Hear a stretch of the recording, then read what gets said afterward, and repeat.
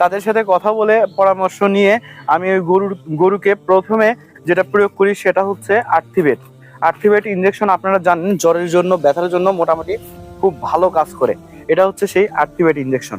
আর্থিভেট আমরা প্রয়োগ করেছিলাম, যেটা হচ্ছে আপনার 100 কেজি ওজনের জন্য 4 থেকে 5 ml হিসেবে আর্থিভেট প্রয়োগ করেছিলাম। এরপরে আমরা যেটা খুরা রোগের এফএমডির জন্য বেশি ব্যবহার করি, আমি অন্তপক্ষে বেশি ব্যবহার করি যেটা, সেটা হচ্ছে ডায়োডিন ইনজেকশন। ডায়োডিন ইনজেকশন অথবা ট্যাবলেট আপনি ব্যবহার করবেন, ভালো একটি রেজাল্ট পাবেন। গরুটি রিস্ক মুক্ত এবং ঝুঁকি মুক্ত ভাবে আপনার গরুটি সুস্থ হবে।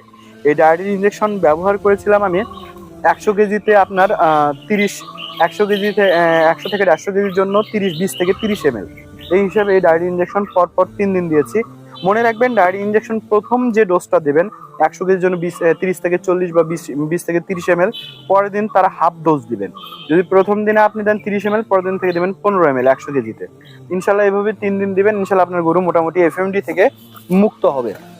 এরপরে এফএমডির ট্রিটমেন্ট চলা অবস্থায় এফএমডি ট্রিটমেন্ট 3 দিন ইনজেকশন করার পরে ওরালি মুখে যে খাওয়ানোর ওষুধ দেওয়া হয়েছিল, মুখ ধরেছিল, তো মুখের জন্য যে মাইক্রো ওরাল জেল, রিভোসন ট্যাবলেট মানুষের এবং রেনাটা কোম্পানি, খুরাকিওর আছে, অন্যান্য কোম্পানি আরো ঔষধ আছে, এগুলো এবং মধু একত্র করে মুখে মেখে দেওয়া হয়েছিল দিনে 2 বার করে।